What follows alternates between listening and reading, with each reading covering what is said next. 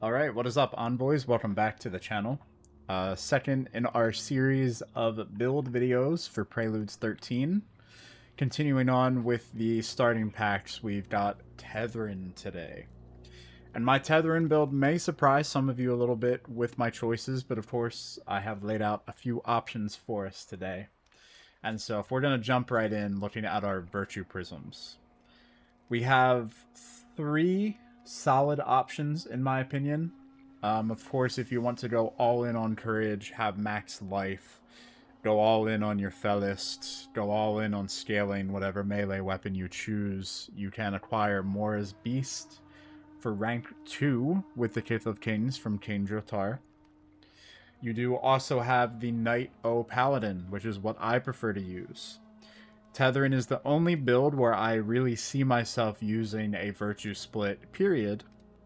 And part of the reason for that is the lack of options right now when it comes to courage-based sidearms.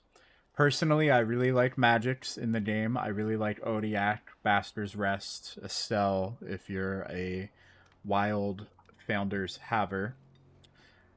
But Tethren has definitely been the pact that I see getting the most benefit or enjoyment, really, out of using the split virtues right now.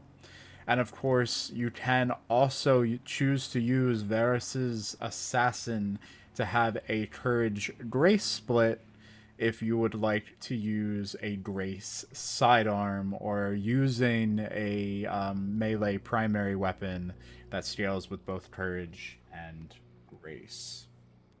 Now for our Pact tree, as always, I highly recommend that you take at least one node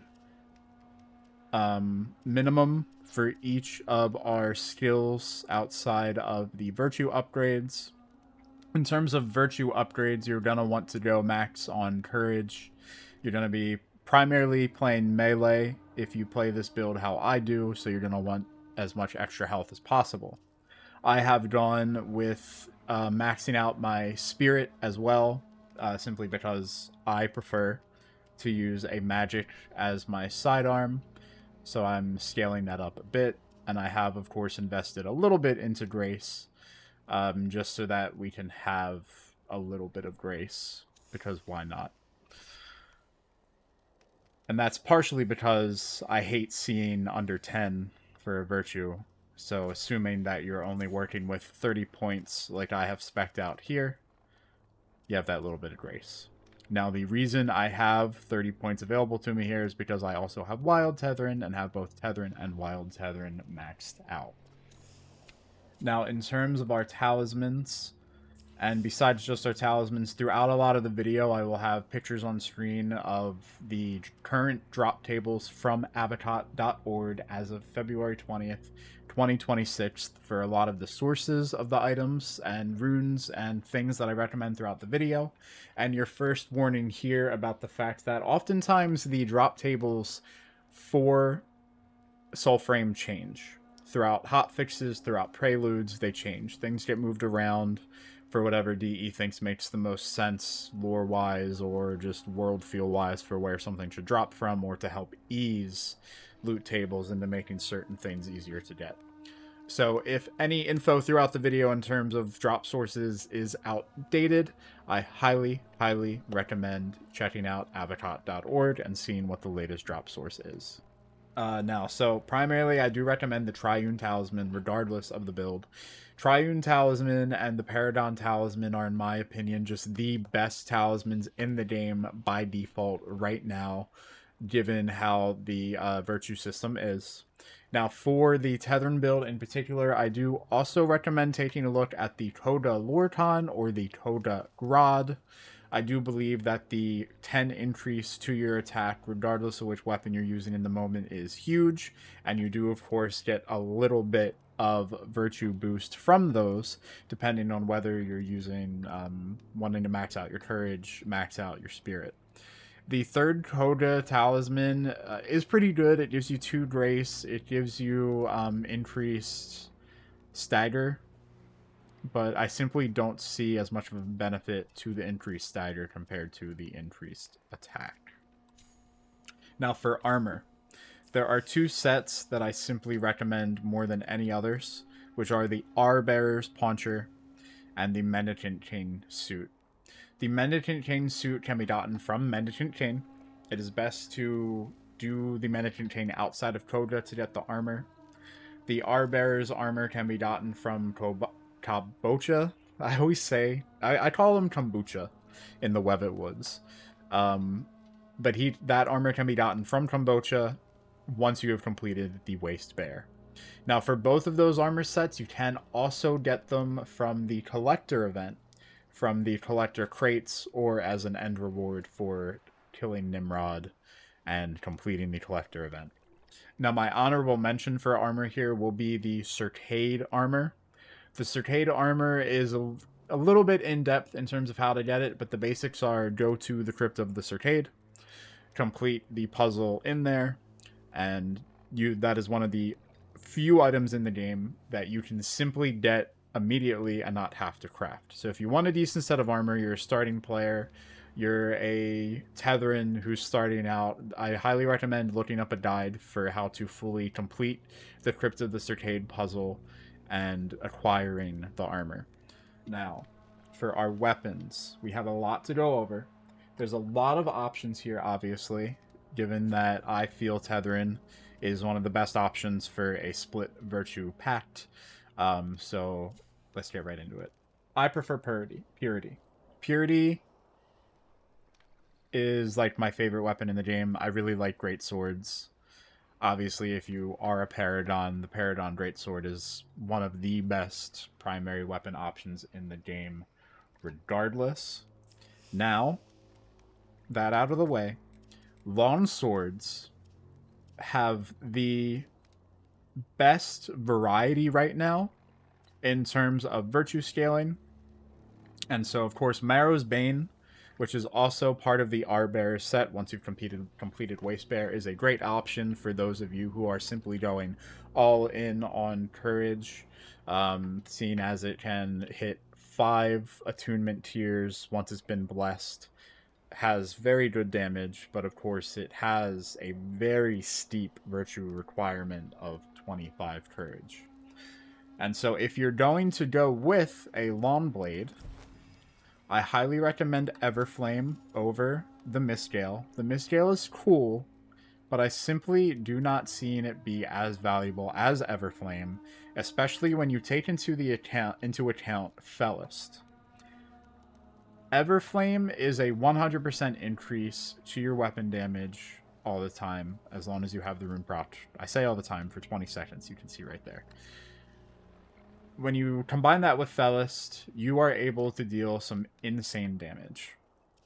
And of course, with Everflame, there's different variants of it now, in terms of like the weapon type. And so it is going to be what I recommend for Sword and Shield, what I recommend for Great Sword, and so on and so forth. Okay? And for Sword and Shield, I did want to give them just a brief shout out and give them a brief look because Durgulent is really fun. Durgulent is definitely a little bit of a standout in terms of the other totems that other weapon types have that give a unique effect. I think it's one of the stronger ones outside of the just increase to your damage counterpart that each weapon type has. Okay, so for our sidearms, things are a little weird with Tethren right now, especially depending on what virtue split you're using. At the moment, Thrice Spurns is the only courage attuned sidearm that we have. The only courage based sidearm that we have. That, of course, is locked behind having Wild Tethren at the moment. And I'm sure we will have other options soon, or even see adjustments made to weapons already in the game to give us another option. At the moment, all you have is Thrice Spurns. And that is part of the reason that I recommend going split virtue with Tethren, so that you're still able to get a lot out of your sidearm. And of course, I personally really prefer Odiak or Baster's Rest, or of course Estelle if you are a founder.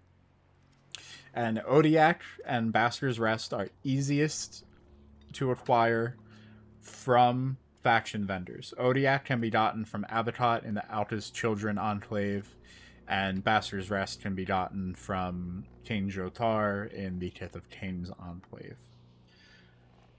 Now, in terms of runes for these, I do think Arcstorm is simply the best. I do not really see the value in hollowing at the moment. That could, of course, change in the future, but I personally am just not a fan of the hollowing. I see a lot more benefit from Arcstorm in being able to just amplify your damage so much when you have the rune proc up. And Arcstorm can be gotten from Wraith of Wastes, I believe, outside of Koga. I'm pretty sure Hollowing is from Wraith of Wastes in Koga. And of course, if any of that is out of date, please, please, please check out avocot.org. Now, in terms of your totems, regardless of weapon, regardless of slot, I typically have go-to options that I choose. For our spirit totems, I always go with what will increase my armor. At the moment, those totems are not reflected here in the UI in terms of your armor score, but I do believe they are working, at least in my brief armor testing I've done, and that is what I recommend. For Grace, increasing your smite chance is just by far the best thing for any weapon that you can use. There are different varieties and options of things for that, but that is simply just what I find the best. And in terms of your bottom courage totem, attack speed is typically what I stick to. You do have other options like the AoE effect that you can add from the Blighted here, for instance. That is 30 damage to a nearby enemy. So when you deal damage with it, you're also dealing 30% of your damage to a nearby enemy, and that can be increased by upgrading the totem to a higher tier.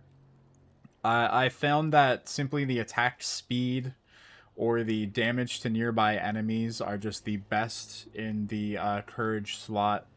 Like with Flint Smoke especially, if you watched my Shadow Siren build, being able to deal massive damage to the nearby enemies as well is very strong, and it's great. Now, honorable mention for sidearms is going to be a Grace sidearm, and this is also my recommendation for those of you who have chose Varus's Assassin, who are doing a Grace Courage split. I do recommend using Flint Smoke for this. Flint Smoke can be acquired in Coda from these sources on screen. And both Weaver is, but in Coda, okay, the Dungeon Agari in Coda are guaranteed. So if there's any of the drop tables that have one of the Agari that are in an Undercity and Nathuns or Blades, when you're in Coda, those Agari are guaranteed. Okay, so now what we're going to do, a little demonstration for the build. We're going to hop on down over to Mendicant King. And I will cut to when we're there, and we'll do just a little Fellis demonstration in Coda on Mendicant King. Alright, thank you for joining me from that movie magic transition.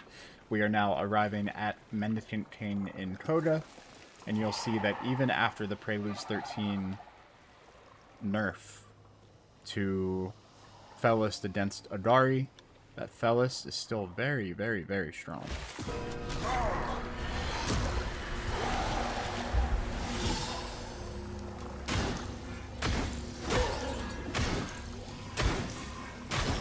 That's it.